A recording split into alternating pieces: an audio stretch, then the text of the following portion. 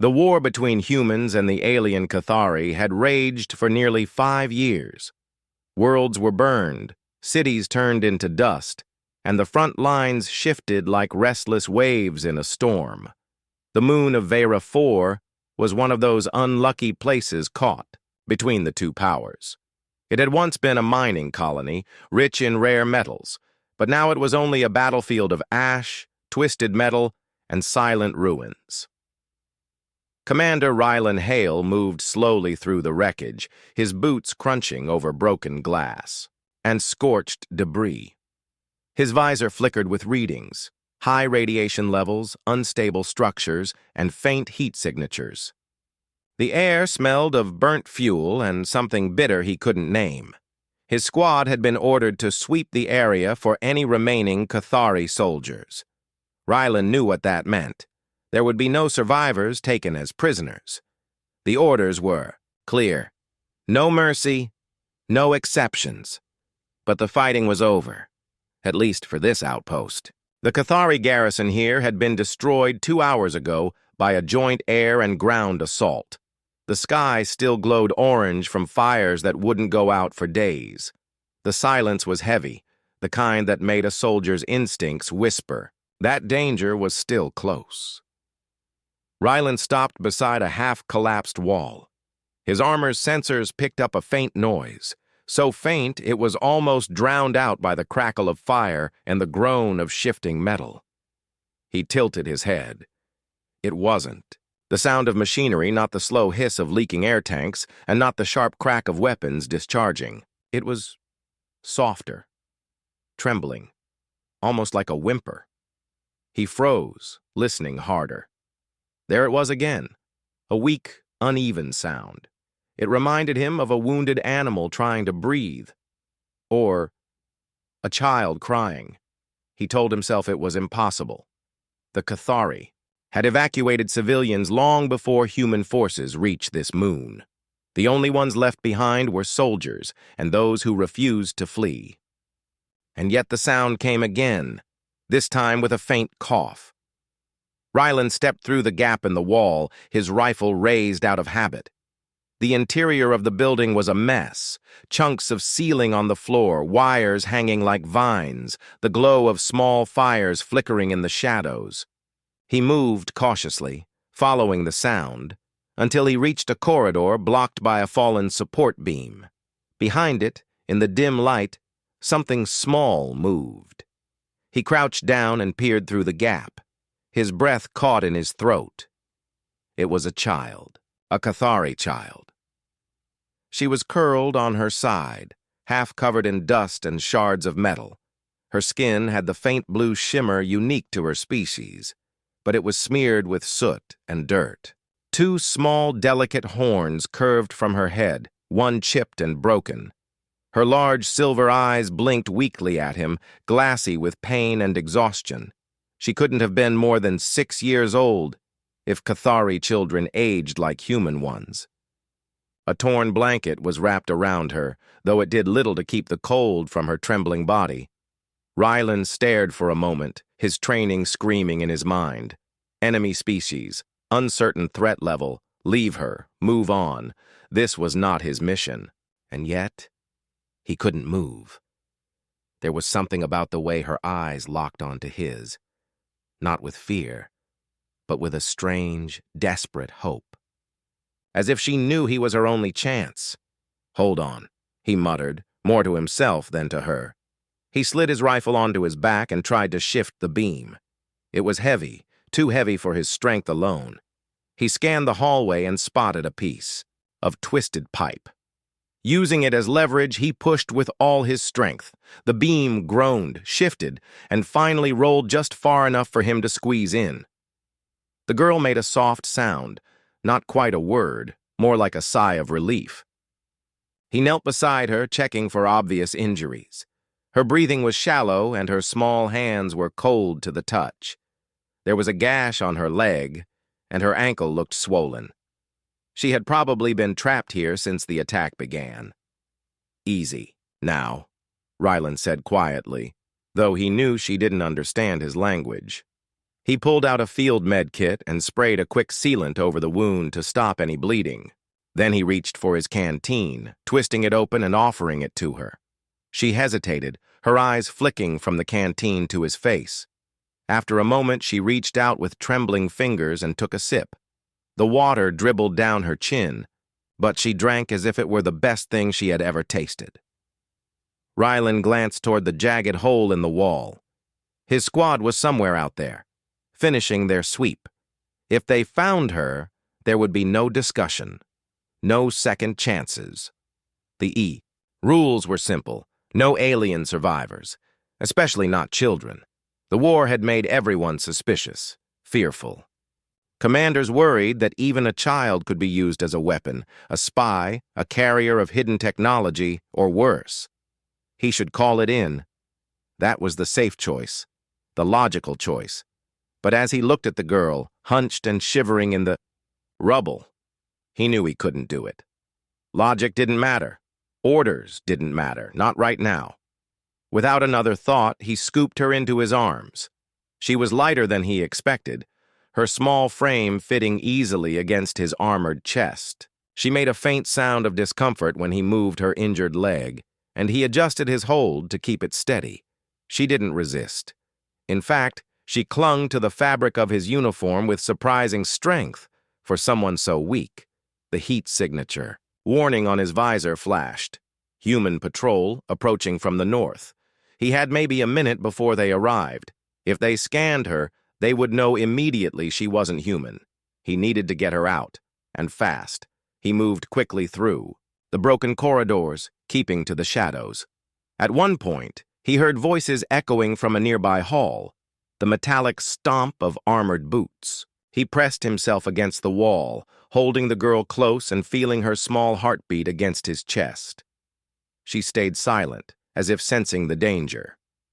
When the voices faded, he slipped outside into the cold air. The sky above was streaked, with smoke and the distant flash of weapons fire from another part of the battlefield. His transport shuttle was parked 2 streets over, behind a half-collapsed warehouse. If he could reach it without being seen, he might be able to hide her in one of the supply compartments until they left the moon. The girl shifted in his arms, murmuring something in her language, soft musical sounds he couldn't understand. He glanced down at her and was startled to see a faint glow in her eyes, like moonlight reflected in deep water. It wasn't bright enough to be seen from far away, but it made her gaze seem almost otherworldly. He wondered if this was a natural trait of her species, or if it meant something else. As they neared the warehouse, Rylan heard the low hum of a patrol drone. He ducked into a side alley just as the small craft swept past, its sensors scanning for life signs. He held his breath, pressing against the cold wall. The girl's grip on him tightened, but she didn't make a sound. The drone passed, and the hum faded into the distance. Finally, they reached the shuttle. Rylan keyed in his access code, the door sliding open with a hiss. He stepped inside and immediately went to the storage bay. One of the compartments was empty, big enough for her to lie down and hidden enough that a casual search might miss her. He placed her gently inside, covering her with a thick thermal blanket from his gear. Her silver eyes stayed fixed on him the whole time. "I'll be back," he said quietly. Though he knew she wouldn't understand the words. Still, she seemed to understand the tone. She gave a small nod, or maybe it was just her head sinking into the blanket from exhaustion. Rylan closed the compartment and locked it from the outside, making sure the vent provided enough air. Then he straightened and took a deep breath. He would need to report to his squad soon. He would have to act normal, keep his voice steady, pretend nothing unusual had happened. But he knew the truth.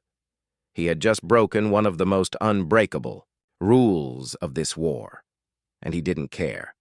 Because for the first time in years, he felt like he had done something that mattered, something human. Outside, the fires of Vera 4 still burned. The war still raged. But deep inside his shuttle, Small Cathari girl was alive, safe for now, because he had chosen to save her, and he would do it again, no matter the cost.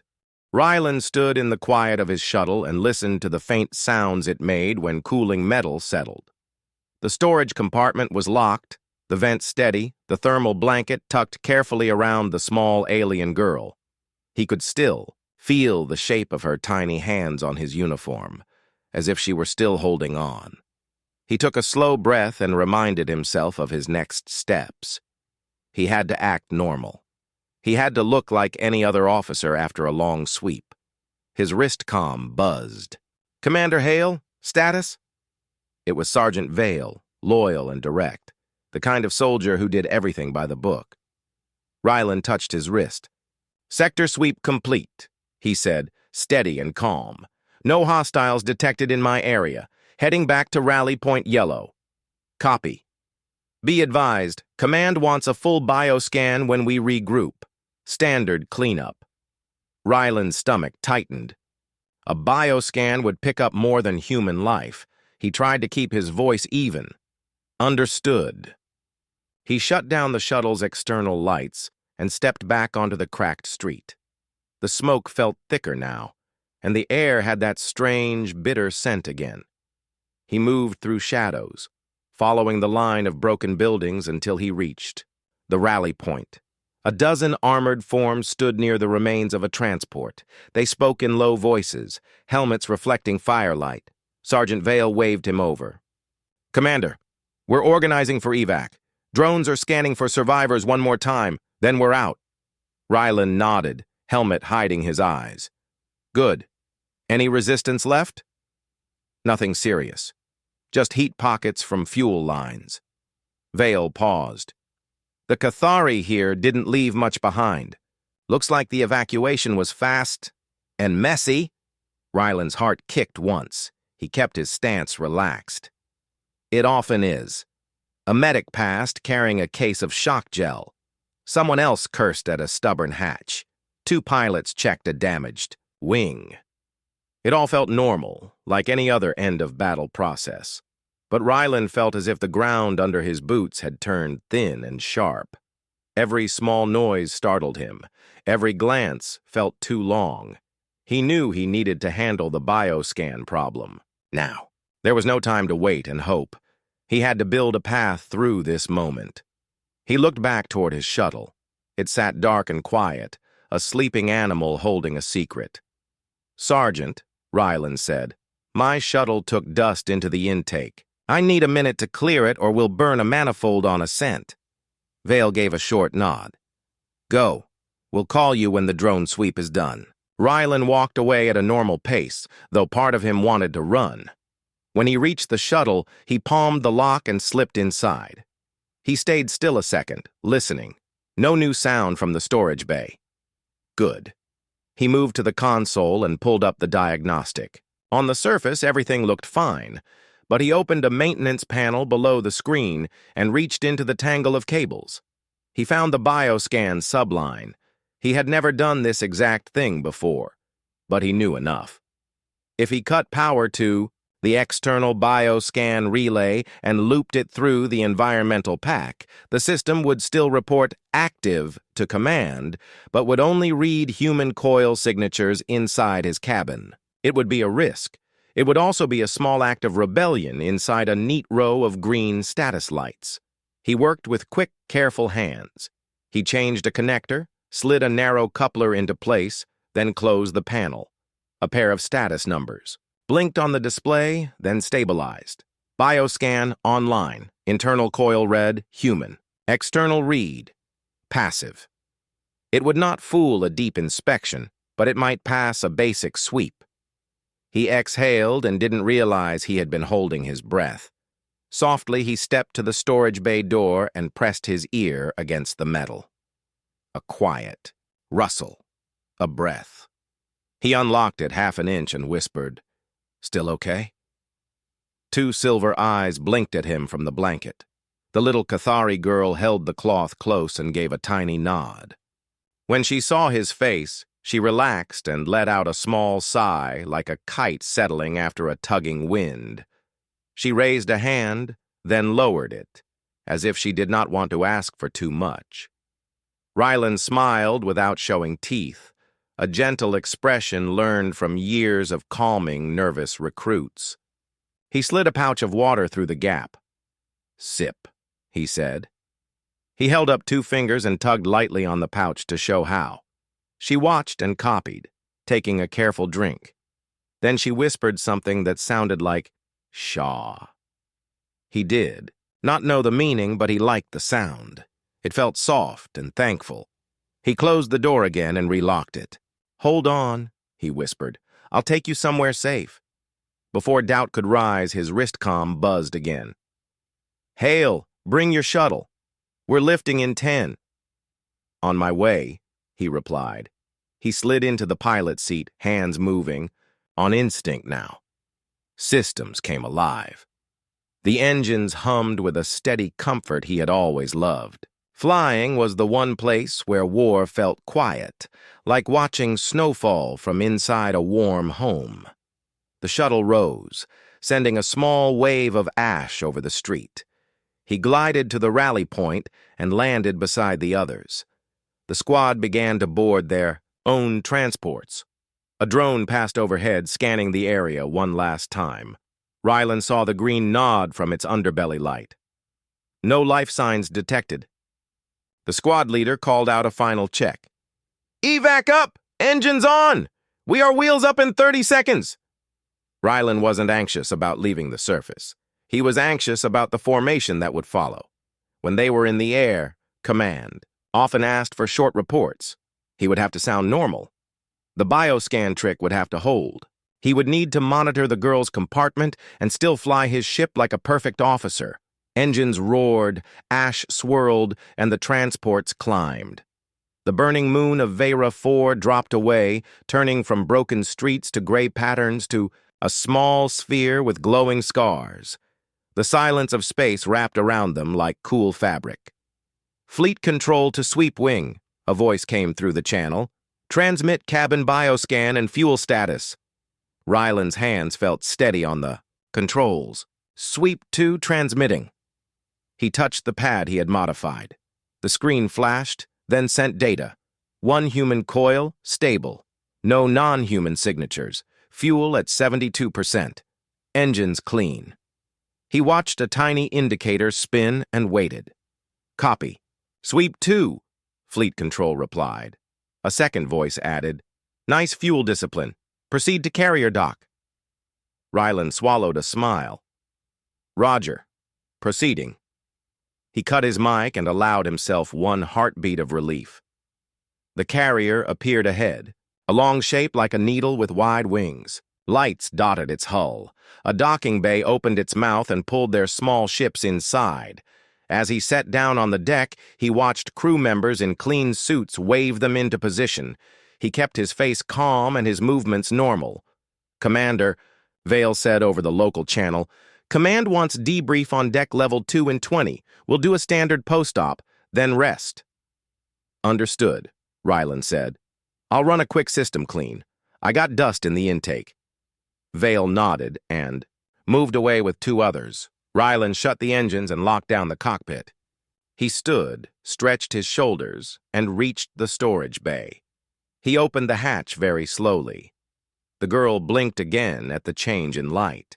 He could see that her face looked less gray now, less distant. The thermal blanket had worked. He crouched, kept his voice soft. "I have to go for a little while," he said, tapping his chest, then pointing to the door. "I go. I return." He made a walking motion with 2 fingers and then a circle to show returning. He repeated, "I return."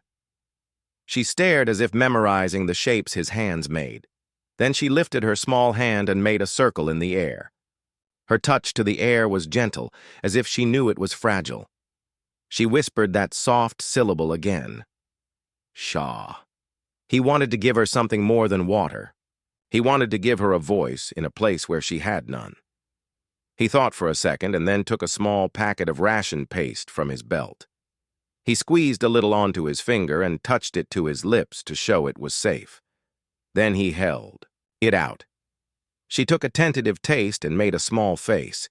He could not help a quiet laugh. "Yeah," he said, still soft. "Not great, but it helps." He tucked the packet under the blanket for her and checked the vent again. Airflow steady. Temperature steady. He locked the door. On the way to the debrief room, he rehearsed. He would speak in facts. He would talk about the sweep, the drone arcs, the structural damage, the risk of underground detonations. He would not think about silver eyes and small hands. The debrief room felt like every debrief room he had ever known. Bright lights, a long table, and a hollow screen showing maps and blue lines. The squad leader, Captain Ryan, paced with a pointer as people filed in. Ryan had sharp eyes and a calm voice. He trusted Rylan, and that made this harder. "Good work," Ryan said when they were all seated. "Minimal resistance, clean sweep. Drones found no survivors. Timelines were tight and properly followed." Rylan sat straight, helmet on the table, hands folded. He listened as others gave their pieces. Vale mentioned a collapsed tunnel. A pilot noted sensor noise in the east sector. The medic reported 0 casualties on their side and a clear path for evac. Standard. Calm. When it was his turn, Rylan spoke clearly. "My sector was stable after the main strike. I saw heat flickers from ruptured power lines, but no movement. I marked 3 unstable sites for demolition teams.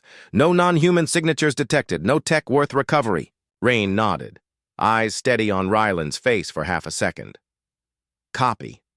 All consistent with drone records. Nice work, Commander." Rylan held his gaze in a respectful way, and then looked at the holomap. It felt like holding a plank steady in a high river. He did not let it shift. After the debrief, Ren. The soft hum of the shuttle was the only sound in the cabin when Rylan's eyes opened. The wake alarm glowed faintly on the panel. 2 hours had passed. He sat up slowly, stretching his neck, and for a moment forgot where he was. Then his gaze fell on the storage bay and the small maintenance crate beside it. The memory returned instantly, clear and sharp. Lyra, the battlefield, the decision he could not undo. He rose from the pilot seat and stepped quietly toward her. The crate. Lid was still on, but one small corner of the thermal cloth peeked out, proof that she had shifted in her sleep. He tapped lightly on the lid. "Lyra," he said softly. The cloth inside rustled, and a moment later the lid shifted. 2 silver eyes blinked up at him. She looked sleepy but calm. Rylan felt something ease in his chest. She was still safe, still here.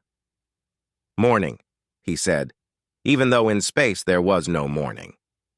He lifted the lid and offered her a water pouch.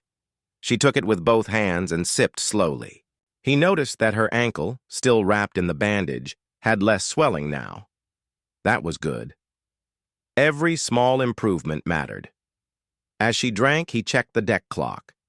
They had just under 5 hours until the fleet reached the forward outpost. Time was ticking, and he knew the next phase would be harder than anything yet. The outpost was bigger, with full security teams, tighter scans, and curious crew from many ships. Hiding her there would be like hiding a flame in a room full of dry paper. One wrong move, and the whole place would know. He crouched beside her crate. "We'll have to be careful," he said slowly, using hand motions for key words. He made the quiet sign, finger to lips, and then the hide sign by covering his eyes with his hand. She watched, then repeated the quiet sign exactly, her small finger pressing against her lips. He smiled.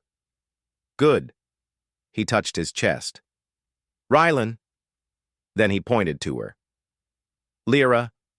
She said her name softly, almost like a whisper to herself, then gave him a tiny smile. It was the kind of smile that had nothing to do with war or orders, just a human and an alien finding a way to trust. The hours passed with slow preparation. Rylan finished lining the crate's interior so she could stay inside for longer if needed. He added a tiny pack of nutrient paste, a folded blanket, and a filtered air canister small enough to fit in the side slot. He tested the lid sensors again to make sure they showed locked on a scanner. Every detail counted. While he worked, he kept half an ear on the fleet channel. Most of the chatter was routine, reports about engine calibrations, jump timing, and minor repairs. But then a message caught his attention. Fleet control to all units. Be advised, outpost security is on high alert due to recent infiltration attempts. All incoming cargo will be scanned twice and random crew will undergo full bio-check. Rylan froze. A full bio-check meant a deeper scan than the one on the carrier. His earlier relay trick wouldn't work on a level 2 scan. If they picked him, they would find her without question. He finished tightening a latch on the crate and leaned back, thinking. He needed a plan. Not just to hide her, but to avoid being chosen for inspection in the first place. When the clock showed 1 hour to arrival, he called up a station layout from the fleet database. The forward outpost had multiple docking bays, each serving different purposes: supply intake, personnel arrival, mechanical repair, and medical. He studied the repair bay layout closely. It had a smaller security team and more cargo passing through without full checks, mostly damaged ship parts that didn't need scanning. If he could file a request to dock there for minor engine vibration, it might bypass the standard intake process. Rylan opened the fleet maintenance log and created a ticket. Vibration detected in portside thruster. Recommend immediate inspection upon arrival. He attached a harmless diagnostic chart with a small yellow alert warning. Not enough to cause suspicion, but enough to justify repair bay docking. He sent the request to the carrier's flight coordinator. 10 minutes later, the reply came. Approved. Proceed to repair bay intake upon arrival. He allowed himself a small exhale. It wasn't a perfect shield, but it was a start. The girl's voice broke his concentration. Lan. He turned. Lyra was leaning slightly out of the crate, pointing to the cockpit window. The view outside showed the forward outpost, a massive structure shaped like a ring, with long arms stretching toward incoming ships. Its surface glittered with lights and docking ports, and dozens of smaller craft moved around it like bees. Around a hive. That's where we're going, he said. He didn't know if she understood, but he pointed to the outpost and then made a small circle with his finger, like tracing its shape. There. Soon. Her gaze stayed fixed on it, wide-eyed as if trying to understand what kind of place it was. Maybe she had never seen a human-built station up close. He wondered if it looked strange to her, cold and sharp compared to the organic curved designs of Cathari ships. The docking process began. His shuttle followed a lane of glowing guides toward the repair bay. A crew in bright orange suits waited. With scanning tools, Rylan kept his movements calm, his voice even over the channel. Shuttle Sweep 2, requesting repair bay entry for thruster inspection. Confirmed, Sweep 2, the bay controller replied. Stand by for standard cargo scan. The word standard gave him a bit of relief. It meant no deep bio-check, at least not immediately. Still, he kept his hands steady as the shuttle passed through the bay's outer field. The scanner arms swept over the hull, humming softly. A green light appeared on his panel. No anomalies detected. The shuttle touched down in a quiet corner of the bay. Rylan opened the ramp, stepping out to meet the repair crew. Portside thruster's been vibrating since the last run, he explained, keeping his tone casual. One of the mechanics nodded. We'll run a diagnostic. Might take a couple of hours. That's fine, Rylan said. I'll stay here and monitor systems. They rolled a small scanner toward the thruster and began their work. Rylan returned to the cockpit, closing the ramp behind him. He quickly checked the crate. Lyra was fine, peeking at him from inside. He made the quiet sign again, and she nodded. Hours in the repair bay passed slower than expected. Mechanics came and went, working on the thruster. Occasionally, a security officer strolled by, giving the shuttle a quick glance. Ryland kept busy cleaning the control panels and pretending to review engine logs, all while keeping one eye on the crate. When the lead mechanic returned, he handed Ryland a data pad. Vibration was from dust buildup in the intake. Cleaned it. Out. You're good to go. Ryland nodded. Appreciate it. He signed off on the work order, and the crew moved away. But just as he prepared to lift off, the bay controller's voice crackled over the intercom. Sweep 2, please hold. Security requests a spot inspection of your cargo area. Ryland's heartbeat quickened. Reason? He asked, keeping his tone neutral. Routine, the controller replied. We're running extra checks today. He couldn't refuse. That would only bring more suspicion. But maybe he could control how they did it. Understood. He said, I'll meet them at the ramp. 2 security officers arrived, both carrying handheld scanners. They stepped inside, looking around. One officer moved toward the back, scanning along the walls. Ryland casually stepped in front of the storage bay, blocking its full view. Mostly standard gear back here, he said. Environmental spares, repair kits. The other officer stopped at the crate. This sealed? Yes, Ryland replied. Filters, just cleaned and ready for the next run. He tapped the lid. Fragile inside, so I keep it locked. The officer scanned the lid. The sensor flashed green, confirming the locked status. All right, he said, moving on. They did a quick sweep of the cockpit, then returned to the ramp. All clear, the lead officer said. You're good to leave. Thanks, Ryland replied, keeping his relief hidden. Once the ramp closed, he opened the crate. Lyra looked up at him, eyes wide but calm. She had stayed perfectly still the whole time. He crouched down and whispered, You're doing well. Very well. Her lips curved into the faintest smile, and she touched her chest. Lyra. He touched his own chest. Ryland. Then he pointed to the cockpit. Go.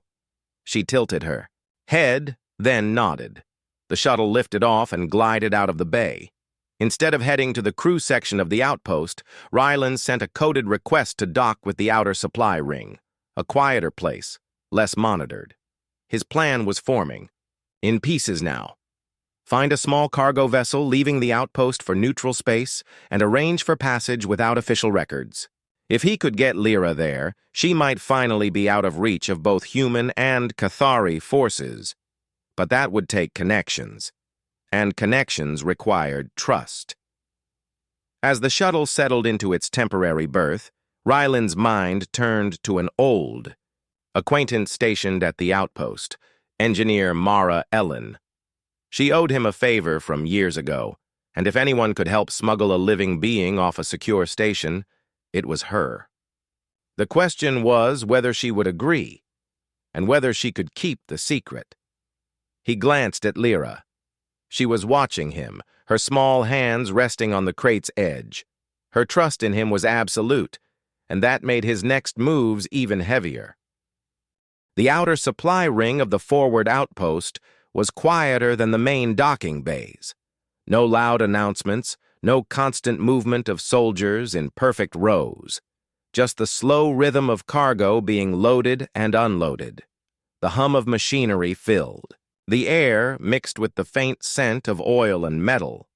Ryland kept his helmet on as he stepped off the shuttle, trying to blend in with the few crew moving crates and checking manifests. The crate carrying Lyra was strapped to a hover trolley, covered by a plain maintenance cloth. To anyone passing by, it was just another sealed container waiting to be moved. He pushed the trolley slowly, not wanting to draw attention. Every step, he scanned his surroundings. 2 security cameras rotated on the ceiling, a pair of station. Workers argued over a shipment of coolant tanks. No one seemed to be paying much attention to him. Yet, he knew where he had to go. Dock 6, Level 3, the maintenance wing where engineer Mara Ellen worked. It was far from the official command areas, And most importantly, it was outside the main security grid. That made it one of the few places on the station where a quiet conversation could happen without being recorded. Mara had once been part of the same fleet as Rylan, back when the war was younger, and both of them still believed the fighting would end quickly. She had been a genius with machinery, fixing things faster than anyone else. But she hated following strict orders, and eventually she took a civilian engineer post on a neutral station. Rylan had saved her from a dangerous assignment once, a mission that would have put her ship right in the middle of a Cathari ambush. She owed him her life, and he hoped she still remembered. The corridors in the supply ring were narrower than the main ones, lined with storage doors and power conduits. Rylan turned a corner and saw Mara ahead, standing on a platform lift, repairing a set of coolant pipes. Her hair was pulled back, and her jumpsuit was smudged with grease. She didn't notice him until he stopped a few meters away. "Mara," he said, lifting his visor. She froze, the tool in her hand pausing mid-turn. Her eyes narrowed. "Rylan Hale. I thought you were off fighting in some fleet far from here." "I was," he said. "Now I need your help." Her gaze dropped to the trolley. "What's in the crate?" "Something important," he replied, lowering his voice. "Something that can't be scanned. Not here. Not anywhere on this station." She crossed her arms. "You always did bring trouble with you." "This isn't trouble," Rylan said. "It's someone." Mara's brow furrowed. "Someone?" Rylan glanced around to make sure no one was close, then lifted the corner of the cloth just enough for her to see inside. Lyra's silver eyes blinked up at the sudden light, her small hands gripping the blanket. Mara's mouth opened slightly. "Is that... Rylan, that's a Cathari child." "Yes," he said firmly, "and she's not safe here. If the wrong person finds her, she's gone." "Gone as in..." Mara stopped herself and exhaled.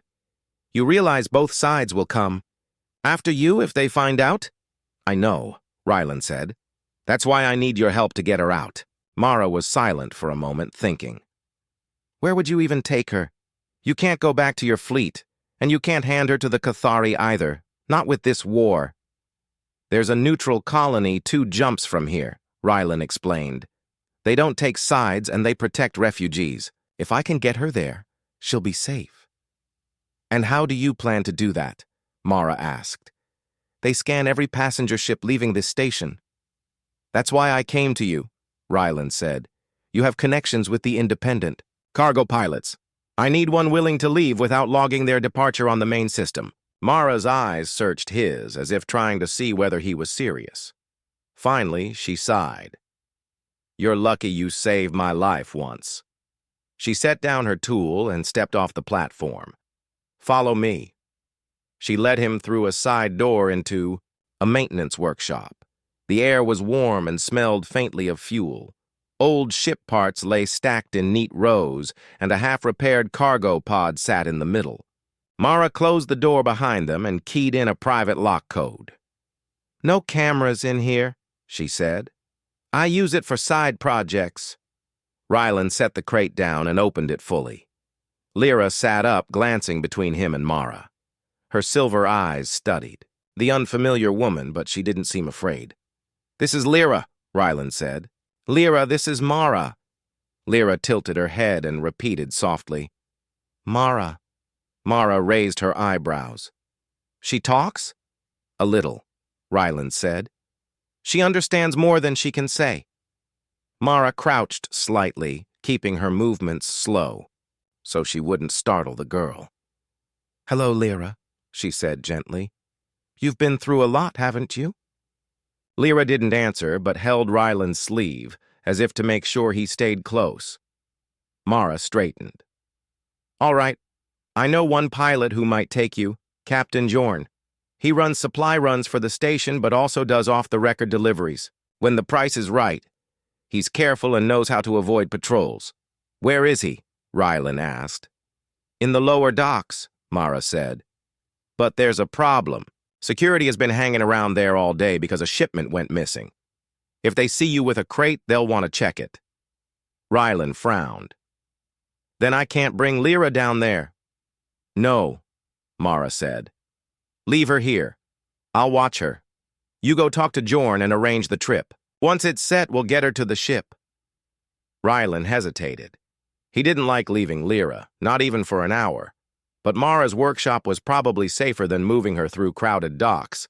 He knelt beside the crate. "I'll be back. Soon," he told Lyra, making the walk and return sign with his fingers. She watched his hands, then slowly nodded. The walk to the lower docks took Rylan through busier sections of the station. He kept his helmet on and moved like someone who belonged there, but his mind was on the workshop behind him. He trusted Mara, but trust didn't erase risk. The lower docks were loud and full of movement. Cargo pods floated on hover sleds. Pilots shouted to crew, and the smell of engine exhaust clung to the air. Rylan spotted Captain Jorn easily, a tall man with a weathered face, standing beside a freighter with blue markings. "Rylan Hale," Jorn said with mild surprise when Rylan approached. "Didn't expect to see you here." "I need transport," Rylan said quietly. "Off the record, to the neutral colony 2 jumps away." Jorn's eyes narrowed. "Off the record means expensive and dangerous right now. What are you carrying?" "Something that can't be scanned," Rylan replied, "but nothing that will harm you or your ship." Jorn studied him for a moment, then shrugged. "I can take you, but we leave in less than 4 hours. I'll need a reason for my logs that explains. Our route. Supplies for a remote mining station," Rylan suggested. "Fine," Jorn said. "Meet me here in 3 hours with whatever you're bringing. Use dock door 5. It's less monitored." Rylan made his way back to Mara's workshop, moving quickly, but not enough to draw attention. When he entered, he saw Lyra sitting on a workbench, holding a small spanner. Mara was showing her how to twist it gently. "She's curious," Mara said with a faint smile. "Did you find him?" "Yes," Rylan said. "We have a ship. Leaves in 4 hours." "Good," Mara said. Then her expression turned serious. "Security passed by here while you were gone. They didn't come in, but they're doing random checks in the supply ring. If they decide to check this room, we're in trouble." Rylan nodded. "Then we need to move soon."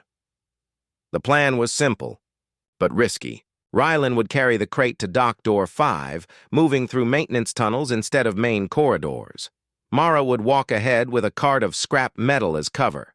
If anyone stopped them, the crate would look like just another piece of equipment. They waited until the shift change, when most workers were moving in and out of the main doors. Then they started. The tunnels were dim and narrow, lit only by small wall lamps. The hum of machinery echoed off the metal walls. Halfway through, they heard footsteps ahead. A security officer appeared, holding a scanner. "Stop," the officer said. "What's in the crate?" "Filters and old parts," Mara said smoothly. "Heading for scrap." The officer ran the scanner over the crate. Rylan's heart pounded, but the lid sensor showed locked and standard. The scanner chirped. "Green!" "All right," the officer said, stepping aside. "Move along." They reached dock door 5 without further trouble. Captain Jorn was waiting, leaning against a cargo pod. "You're right on time," he said. "Let's get this loaded." Rylan and Mara lifted the crate onto the freighter's ramp. Lyra stayed quiet inside, not making a sound. Once the crate was secured in a small storage room, Rylan turned to Mara. "I owe you," he said. "You already paid that debt years ago," she replied. "Just make sure she's safe." "I will," Rylan promised. Mara gave him one last look, then left through the dock door, disappearing into the station's crowd. As the freighter's engines warmed, Rylan sat beside the crate and tapped the lid gently. "We're almost there," he said. "Just a little longer." Captain Jorn's freighter rumbled with a steady, honest sound as it prepared to leave the outpost. The ship was not beautiful, but it had a solid feel, like a truck that had crossed many rough roads and was still ready to go again. Its walls were scuffed, its floors scratched by 1,000 cargo crates, but everything worked. That was what mattered now. Ryland stood in the small storage room where Lyra's crate was secured with 2 straps. He touched the lid lightly and spoke in a low voice. "We'll lift off soon. Stay quiet for a little while longer." He heard the soft rustle inside and knew she understood. He did not open the lid yet. The fewer times he unsealed it while they were still near the station, the better. Data logs watched every door and latch this close to a dock. He had learned to think like a machine when he needed to hide from machines. The intercom clicked. Captain Jorn's voice came through, a little rough but calm. "Ryland, strap in. We're cleared to depart in 3 minutes. I gave them a boring reason for our route, the kind that makes people yawn." "What reason?" Ryland asked. "Delivering low-grade thermal bricks to a maintenance depot," Jorn replied. "Most officers would rather read 2 hours of reports than check that again." Ryland allowed himself a small smile. "Good choice." He moved to a wall seat in the storage room and locked his harness. The ship's engines rose to a deeper hum, and the deck trembled like a giant cat stretching. Through the small porthole, he watched the dock lights slide past as the freighter backed away from the outpost's supply ring. "Freighter Blue 17, a traffic voice said over the channel. "You are cleared for path 12. Maintain slow. Speed until you pass the outer line. Copy. Path 12, Jorn answered. He sounded relaxed, almost lazy, like a man piloting a riverboat. Ryland knew better. He had seen pilots use that tone when their eyes were very sharp and very busy. The freighter glided along the marked lane, one slow light among many. Cargo ships came and went. Patrol boats coasted near the outer ring. Small repair bots scurried, like metal beetles between panels. Everything looked calm, but calm could change quickly. Ryland looked down at the crate again. He didn't open it, but he rested his hand on the lid. It helped him think. He remembered the first time he saw Lyra, on the ruined moon. The way her eyes had looked at him, like she was trying to read his soul. He had chosen then, and he would keep choosing now. The freighter passed the outer line. The station lights fell behind them like a necklace being set back in a box. The stars ahead were clear, sharp, and cold. "Jump window in 18 minutes, Jorn said over the intercom. "We'll do a short hop first, then turn for the neutral route. Any trouble, we pretend we had to change course for a parts pickup." "Understood," Ryland replied. 10 minutes later, the calm ended. "Freighter Blue 17, a new voice said on the channel. "This is Outpost Security Control. We need you to power down and prepare for inspection. Please confirm." Ryland closed, his eyes for the length of one breath. So it had come. He unbuckled and moved fast but quiet. He opened the crate a hand's width. "Lyra," he whispered, "we have to hide deeper now." He showed her the inside latch of the crate, where a small panel he had built could slide back to make space behind the lining. He had added it for moments exactly like this. Her eyes showed she understood. Carefully, she slid into the hidden space, pulling the blanket with her. Ryland closed the lid and tapped the sensor to show locked. He wiped his hands on a cloth and stepped toward the door. On the channel, Jorn played his role. "Security Control, we are on a schedule. What's the issue?" "Routine," the voice said, but it didn't sound routine. "Power down now." Jorn cut the engines to idle. The ship drifted. Ryland felt the weight of quiet settle like a stone. A small inspection boat latched onto the freighter with a light thump. A minute later, the inner door opened, and 2 security officers stepped in. They wore plain gray suits with slim scanners in their hands. The first officer nodded. "Captain Jorn?" "Evening," Jorn said, keeping his voice friendly. "What can I do for you?" "Random inspection," the officer replied. "We'll be quick." They started in the cockpit and moved back through crew quarters. Rylan followed them at a natural distance. He did not hover too close, but he didn't walk away either. He tried to be a normal, helpful person. Being normal was a kind of shield. The officers reached the storage room. The lead officer scanned the walls and crates. His device hummed and flashed green at each pass. When he reached Lyra's crate, he paused. "What's this?" "Filters and thermal bricks," Jorn said smoothly from the doorway. "Low grade. If you open it, you'll find the most boring thing on this ship." The officer shifted his scanner over the lid. The lock sensor flashed green. Sealed. Standard. The scanner chirped in a polite way. The officer gave the crate one more look, then moved on. He checked the far wall, the floor plates, and the ceiling vents. Everything showed ordinary. "Thank you, Captain," the officer said at last. "You're clear." "Appreciate it," Jorn replied. He did not overplay his relief. His face stayed neutral, like someone happy to finish a small chore. The officers left. The inspection boat detached. The freighter's engines rose from idle to a gentle push. Only then did Rylan realize his shoulders were tight. He breathed out and rolled them once. He waited 3 minutes to be safe, then opened the crate. Lyra's silver eyes appeared in the small gap behind the lining. He helped her slide back into the main space and tucked the blanket around her. "You did so well," he whispered. "Very brave." She looked at him for a beat, then touched the back of his glove with her small hand. It was a simple gesture, but it went right to his heart. The intercom clicked again. "Brace for short jump," Jorn said. 3, 2, 1.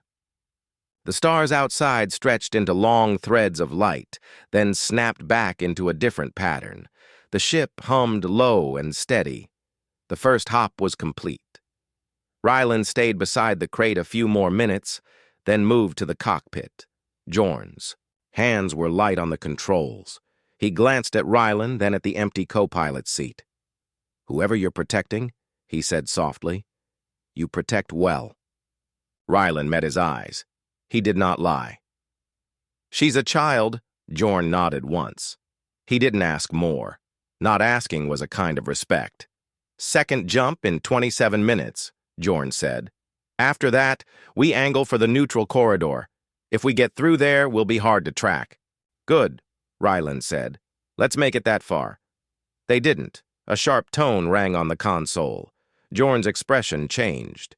He flicked a switch and a small screen showed 3 dots moving fast behind them. "Drones," Jorn said. "Outpost." "Type. Not standard patrol. They jumped right after us. That means someone tagged our route." Rylan's thoughts moved fast. "Can we outrun them?" "Short term, yes. Long term, no," Jorn said. "They'll call for a carrier to intercept. We need a trick." Rylan watched the dots grow slowly on the screen. "What can we do?" Jorn's eyes flicked through options.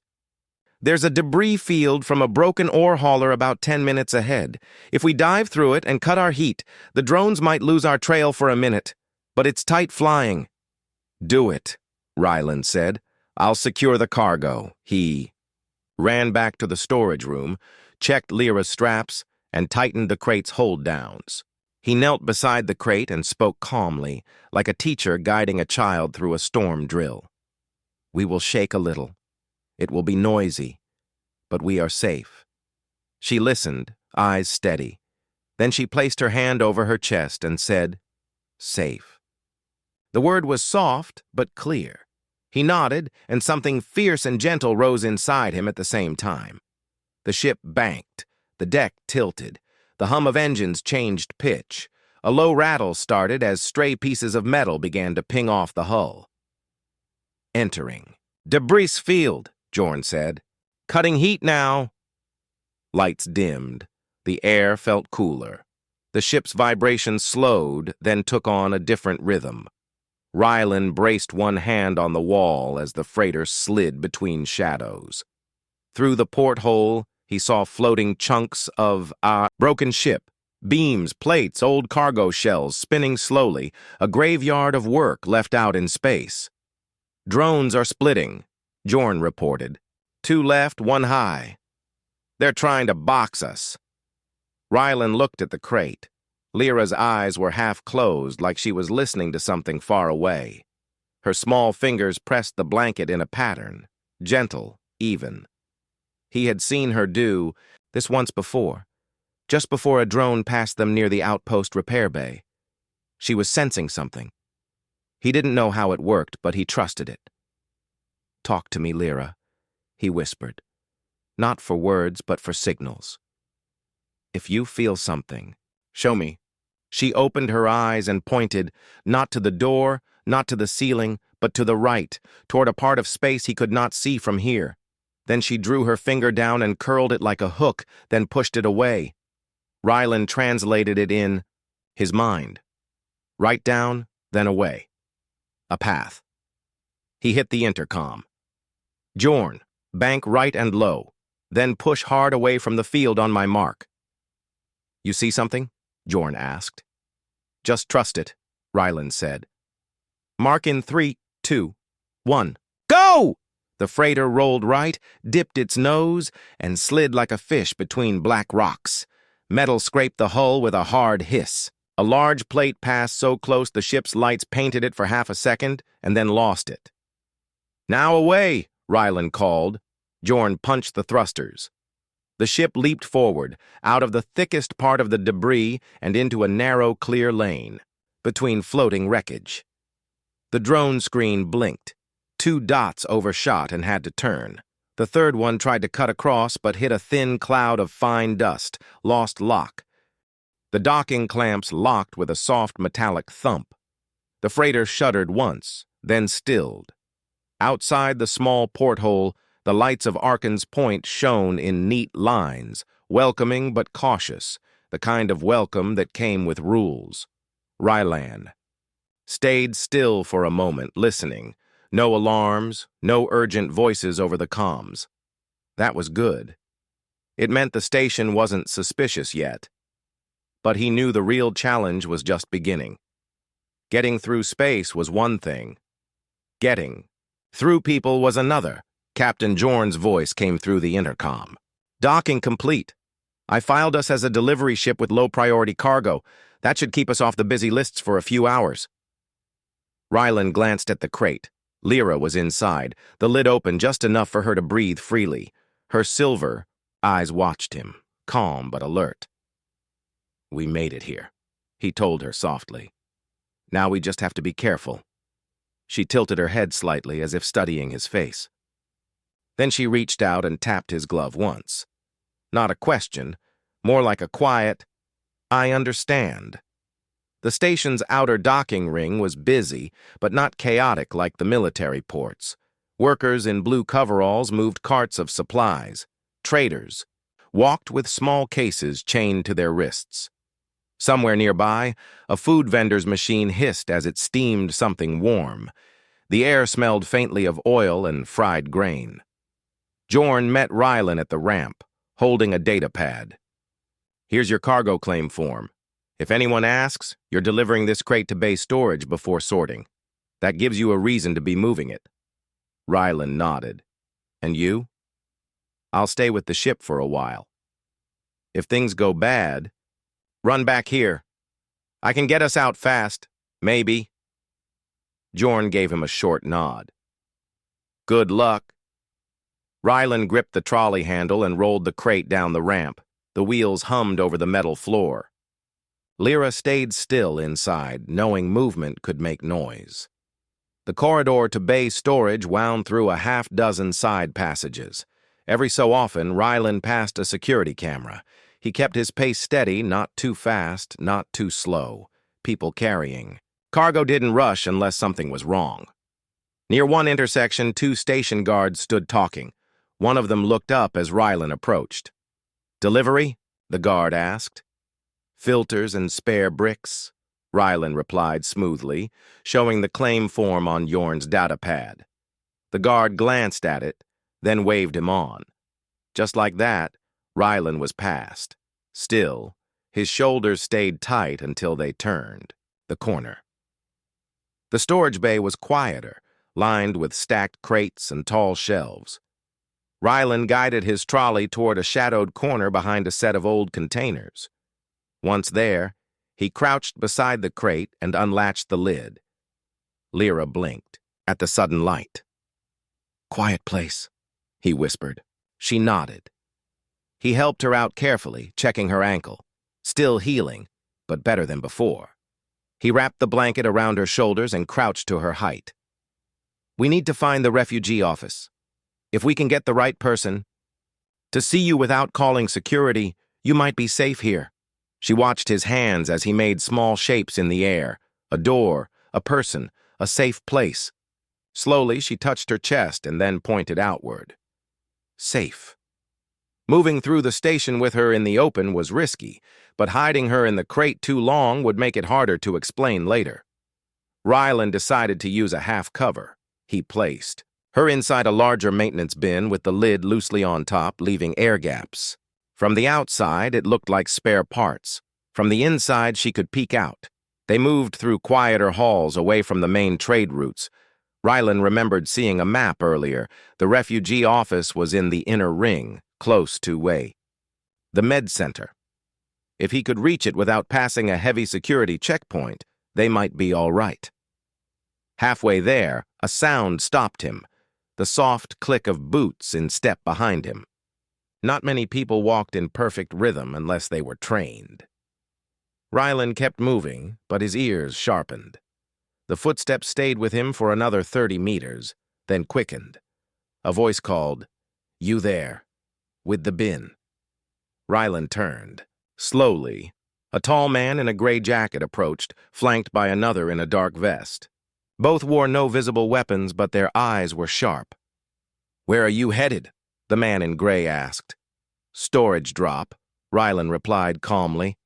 "That's not on this level," the man in gray said. "Mind if we check your bin?" Rylan's heart tightened, but his voice stayed even. "It's just spare filters, dirty ones. You really want to touch them?" The man in the vest smiled without humor. "We've handled worse." Rylan made a choice. If they looked now, everything would unravel, so he gave them a distraction. He shifted his stance slightly as if thinking, then tilted his head behind them. "You might want to check the lift at the corner. I saw someone trying to pry it open." The man in gray glanced toward the corner, frowning. It was just enough. Rylan pushed the bin forward, angling down a side hall. The narrow space was lined with old service doors, and he spotted one half open with no lock. He slipped inside, closing it quietly. The room was dark except for a faint blue light from a wall panel. It smelled of dust and old wires. Lyra's eyes met his from under the bin's lid. She didn't speak, but her small hand reached out, touching his arm. "We'll wait here a few minutes," he whispered. Outside, muffled voices passed once, then faded. Rylan waited a little longer before peeking out. The hall was clear. They continued toward the inner ring. The refugee office, when they reached it, was nothing like he expected. It wasn't large or grand, just a small counter with a tired-looking clerk and a couple of chairs. The sign above read, "Temporary Housing and Asylum Requests." Rylan stepped up. "I need to speak with someone about a refugee case. Urgent." The clerk glanced at the bin. "Is this the case?" "Yes," Rylan said. "She's a child. She needs protection." The clerk's eyes sharpened. "Species, Cathari," Rylan said quietly. The clerk's hand froze over the data pad. "You brought a Cathari child here?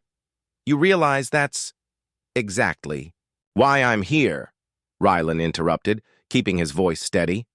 "If you turn us away, someone will find her, and she won't live to see tomorrow."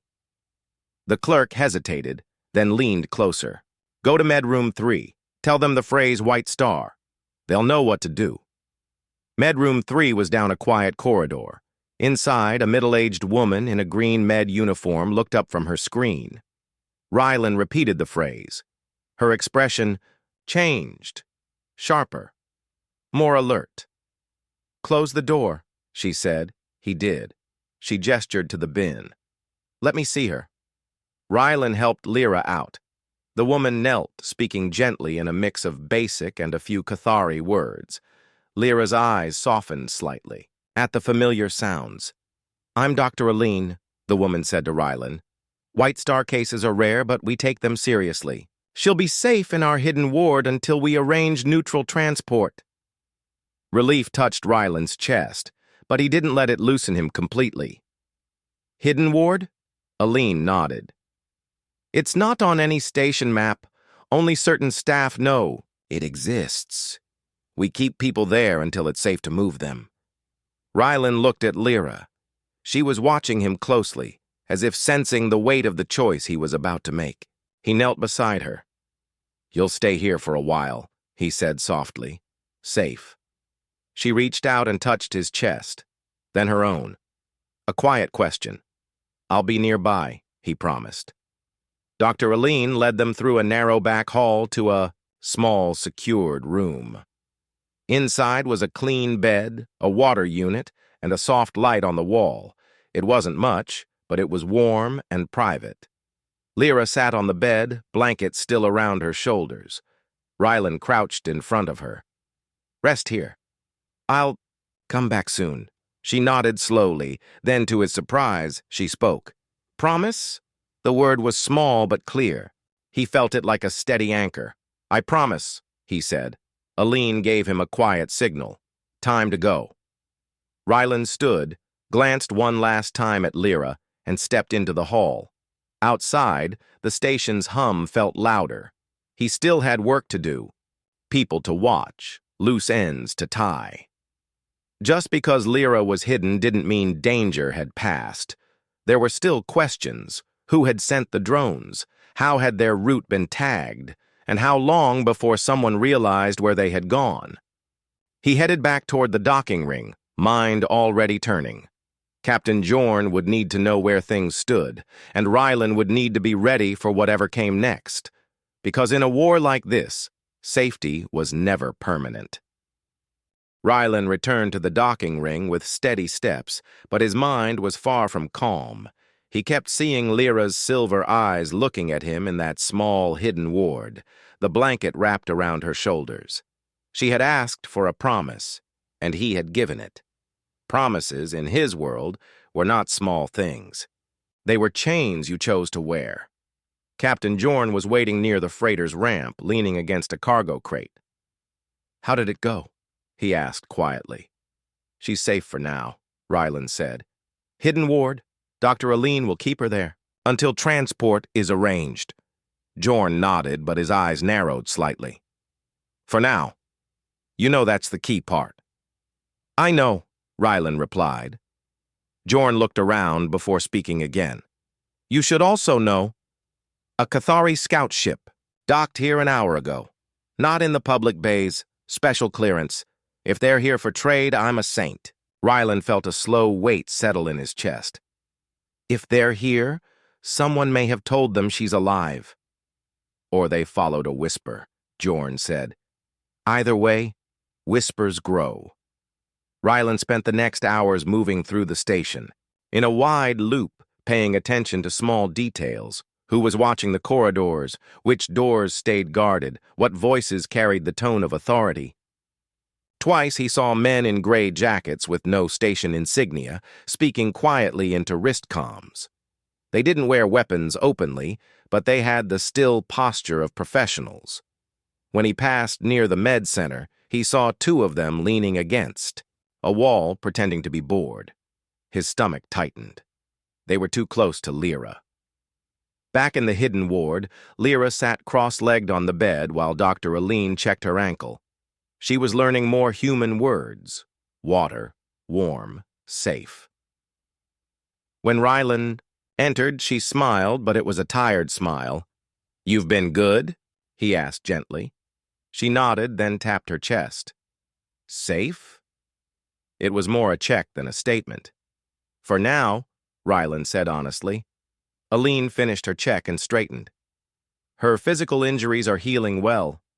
But you're right to worry. I noticed station security running extra ID sweeps today. If someone puts her description into their system, they'll find her. Even here, Rylan thought for a moment. How soon can we get her on neutral transport? Not before. Tomorrow evening, Aline said. I need time to arrange a quiet departure. Anything sooner and it risks attention. Rylan nodded, but he felt the tightness in his chest grow. A day was a long time when the wrong people were already moving. That night, Rylan didn't sleep. He stayed in the corner chair of Lyra's room, half in shadow, watching the door.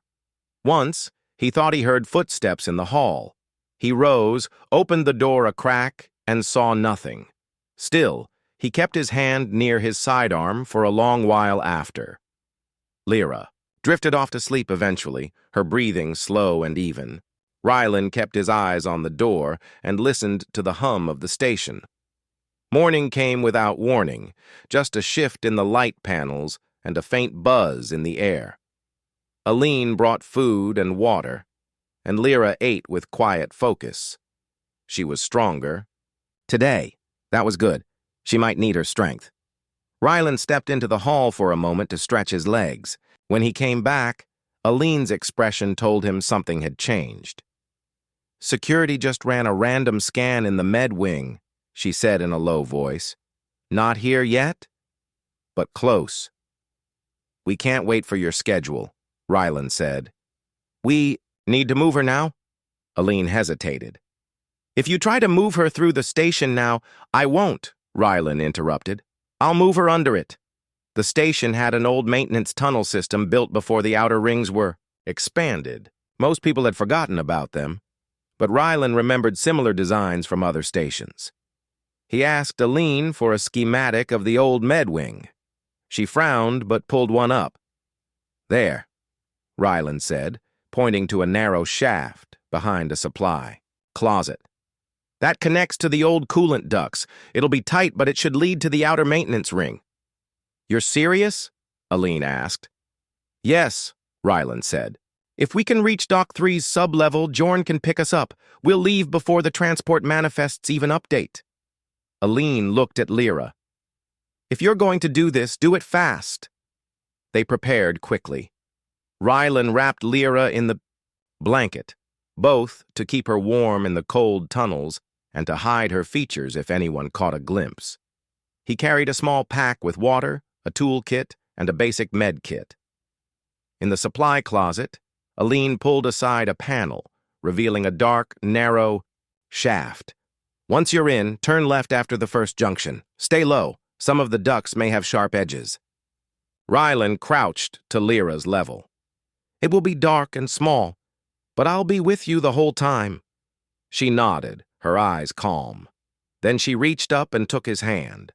That small hand in his glove felt stronger than any weapon. They slipped into the shaft, moving on hands and knees. The metal was cold under Rylan's palms, and the air smelled faintly of rust. At the first junction, he turned left as planned. The shaft sloped slightly downward, making it easier to move. Every few meters, Rylan paused to listen. Twice, he heard faint vibrations from above, footsteps on the station floor, but no one was in the ducts. At one point, the passage narrowed, and he had to slide the pack ahead of him while guiding Lyra through. She moved carefully, copying his motions exactly. Not a single sound of complaint escaped her. After nearly 20 minutes, the shaft opened into a larger maintenance space. Old coolant pipes lined the walls, and a dim blue light came from a cracked panel. Rylan checked his map. They were close to the outer ring. But just as he started toward the next exit, a voice echoed faintly through the metal. It was hard to make out, but the words Dock 3 and Search were clear. Rylan felt the air tighten. They were already heading for the dock. He made a quick decision. Instead of heading straight to Dock 3, he turned down a side tunnel that led to an equipment lift. If they could reach the mid-ring cargo track, they might get to the freighter's bay from another angle. The lift was old, its panel cracked and buttons worn smooth. Rylan pressed the manual override, and the doors slid open with a tired groan. Inside, the walls were scratched from years of moving heavy parts. They rode the lift in silence. Lyra stayed close to him, eyes watching the door. When it stopped, Rylan peeked out. The mid-ring cargo track was empty except for a single automated loader trundling past. They followed the track until they reached a maintenance door marked with faded paint. Rylan keyed it open, and they stepped into the narrow space behind Dock 3. Through the grating, he could see the freighter's outline. Jorn was there, pacing slightly, as if waiting for something. Rylan tapped on the grating twice. Jorn looked up sharply, then moved to unlock the hatch from his side. "You took your time," he muttered as they stepped through. Then he saw Lyra and his expression softened. "Get aboard, now." Inside the freighter, Rylan guided Lyra to the small cabin they had used before. "We're almost clear," he told her. But before Jorn could even start the engines, a sharp voice came over the station comms. "Attention, Dock 3. All ships hold departure. Security sweep in progress." Rylan and Jorn exchanged a look. Jorn's hands tightened on the controls. "We can't wait here. They'll search us." Rylan's eyes moved to the emergency launch program, a dangerous maneuver that would eject them from the dock and into open space before the clamps could fully release. Risky, but maybe their only chance. "Do it," Rylan said. The freighter's engines roared to life. Alarms blared in the dock as the clamps strained against the sudden thrust. With a metallic snap, they broke free. The freighter shot forward, spinning slightly before Jorn leveled it out. "Course?" Jorn asked. "Anywhere but here," Rylan said. They dove into the black, weaving between small cargo craft and station patrols. Behind them, two small security ships gave chase, but Jorn knew the outer lanes better than most. He used every scrap of debris, every shadow of larger ships to keep them out of direct line. Within minutes, the chasers were gone. Only then did Rylan allow himself to breathe. He unstrapped and went to Lyra's cabin. She was sitting on the bed, hands gripping the blanket, but her eyes were steady. "We're safe," he told her. She tilted her head and asked softly, "Home?" "Not yet," Rylan said, "but closer." She gave a small smile, then leaned forward and pressed her forehead briefly against his arm. It was her way of saying she understood. Hours later, they reached the edge of the neutral zone. Jorn pointed to a cluster of lights in the distance. "That's a small colony station. Neutral, quiet. They won't ask questions if we pay the docking fee and trade." Rylan nodded. "That's our stop." When the freighter docked, there were no security scans, no suspicious eyes. Just the soft hum of a place that cared more about quiet deals than politics. Rylan led Lyra down the ramp, the blanket still around her shoulders. At the edge of the dock, a local guide waited. Rylan handed over a small pouch of trade chips. "A room," he said. "Warm, safe, private." The guide nodded and led them away. That night, in a small, clean room on the neutral station, Rylan sat by the window watching the stars. Lyra was curled on the bed, already asleep. Her breathing was even, her face peaceful. For the first time, since he had lifted her from the rubble on Vera 4, Rylan let himself believe they might actually make it. Not because the war was over, but because he had kept his promise this far, and he would keep it for as long as it took. He looked out at the endless black and whispered, "Home. We'll find it." Behind him, Lyra stirred, as if hearing him, even in her dreams, and for the first time in a long time, Rylan felt like maybe he was heading toward one too.